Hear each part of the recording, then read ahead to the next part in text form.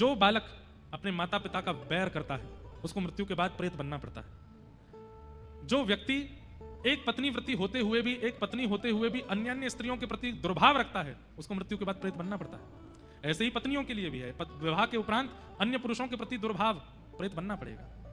वैश्यागमन करना, व्यभिचार करना, मद्यपान करना और जुआ खेलना, धन को असद स्थानों पर लगाना, अपने ऐशो आरामों के लिए ही केवल धन को खर्च करना, ऐसे लोगों को कुछ दिनों के लिए प्रेत बनना पड़ता है।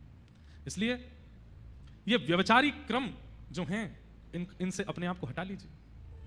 सबसे पहला, माता पिता के प्रति दुर्भाव मत रखो। भले ही माता पिता आपके उस विचारधारा के नहीं है, फिर भी उनके चरण पकड़ो, फिर भी उनको प्रणाम करो।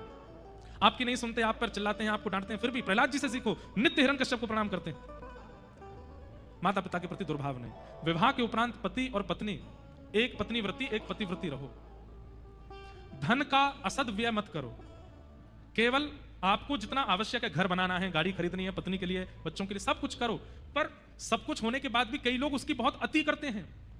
अति कैसे करते हैं? मद्यपान करके, वैश्यागमन करके, उल्टे सीधे काम करके, जीव हिंसा करके, मांस मदिरा पा करके। ये अति है। आपका पेट रोटी दाल चावल से भी भर रहा है, पर जीव को क्यों मार के खा रहे हो? आपकी प्यास पानी से बुझ रही है, नींबू पानी से बुझ रही है, और ज्यादा से ज्यादा कोका कोला से बुझ रही है। वो पीला पानी ही क्यों पीना है आपको? आपके जीव के लिए पान है, तांबूल है, उससे आपके जीव को सुख मिल सकता है। आपको धुआं ही क्यों उड़ाना है? ये अति में जब आप अपने व्यसनों के लिए क्रियान्वित होते हैं और उसके लिए धन को खर्च करते हैं, उसके वजह से कुछ समय के लिए सही प्रेत बनना पड़ता है। इसलिए भैया समझ जाओ, सुधर जाओ। जितना आवश्यक उतना कीजिए। उससे अतीत में धन बहुत ही ज्यादा बढ़ गया है, कुछ एंजॉय करना है, मुझ पर करोड़ों हो गए हैं, रात में कुछ नाचने गाने वाले कुछ बुला लीजिए, उनके साथ गाएंगे, नाचेंगे, कुछ पिएंगे। अरे पैसा ज्यादा बढ़ गया, कथा कराओ, पंडाल लगाओ, पूरे नगर को आमंत्रित करो। यहां पर कीर्तन होगा, उसमें नृत्य करो। यहां पर कथा रस सुधा पिलाई जाएगी, उसको पी पी के मतवाले होते रहो। और भोजन सबको कराओ, प्रसाद बांटो, धुआंधार आनंद करो।